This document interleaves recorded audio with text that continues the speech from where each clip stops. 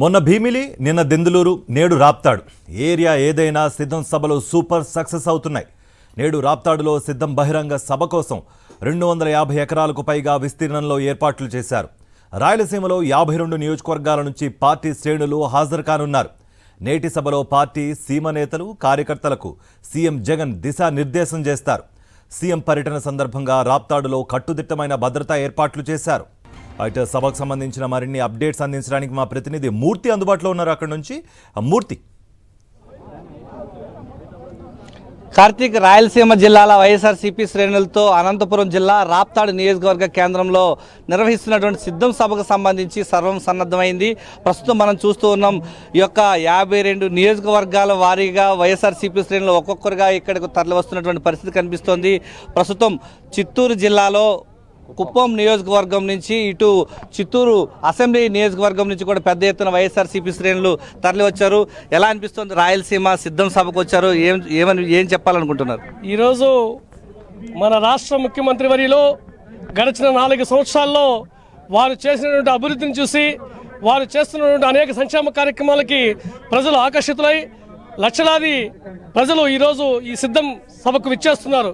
ఈ అశేష జనవాహిని చూస్తే రాబోయేటువంటి ఎన్నికల్లో 175కి 175, వై నాట్ 175 అనే నినాదంతో 175 నియోజకవర్గాల్ని క్లీన్ స్వీప్ చేసే దిశగా మన ముఖ్యమంత్రి మళ్ళీ జగనన్నే కావాలనే దిశగా ఆంధ్రప్రదేశ్ రాష్ట్ర ప్రజానీకం ముక్త కంఠంతో ఈరోజు కోరుకుంటుంది. ఓవరాల్గా చూస్తూ ఉంటే ఇంత పెద్ద ఎత్తున జనంలో అంతా కూడా స్వచ్ఛందంగా తరలి వస్తున్నారు. ఏమనిపిస్తుంది సార్? జగనన్న చేసిన అభివృద్ధిని చూసి ప్రపంచవ్యాప్తంగా స్టడీ చేయడానికి ఎన్నో సంస్థలు వచ్చున్నాయి. ఈ అభివృద్ధిని చూసి భయపడి చంద్రబాబు, పవన్ కళ్యాణ్, షర్మిల అందరూ ఏకంపై ఓడించే ప్రయత్నం చేస్తున్నాయి. ఒక ఎమ్మెల్యేకి వచ్చే జనమే ఆ 3 పార్టీలు కలిసి వస్తున్నాయి. ఈ సిద్ధం సభకు ఒకసారి చూడాలి మీరు కోరుతున్నాను. తెలుగుదేశం అన్ని వర్గాలు. విపక్ష నేత చంద్రబాబు నాయుడు ప్రాతినిధ్యం వహిస్తున్నటువంటి కుప్పం నియోజకవర్గం నుంచి వైఎస్ఆర్సీపీ శ్రేణులు వచ్చారు. ఎలా అనిపిస్తుంది సార్? చెప్తా ఉంటాను సార్. గత 35 ఏళ్ళుగా చంద్రబాబు గారుగా ఉన్నారు కుప్పంలో ఆయనే. డెవలప్మెంట్ ఏం జరిగింది ఖచ్చితంగా మీరు చెప్పండి. మీరు కూడా మీడియా మిత్రులే కదా. ఏం జరిగింది? దావిడి యూనివర్సిటీ కట్టినారు. మళ్ళీ ఏముంది? పిఎస్ మెడికల్ కాలేజ్ అన్నారు, అది ప్రైవేట్. అది వాళ్ళది బినామీ, అది ఇది ఉంటుంది. ఏం సార్ డెవలప్మెంట్ అంటే ఏం సార్?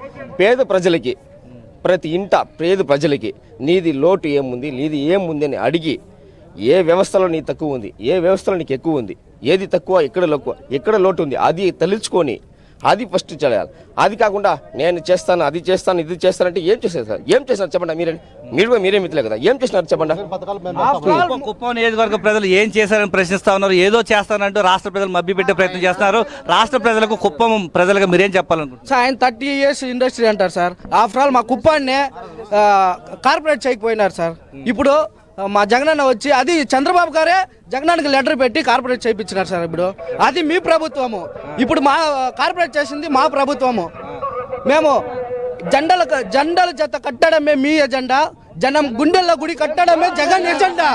ఆ సిద్ధాంతం మేము వచ్చినాము, కుప్పం నుంచి వచ్చినాము. జై జగన్.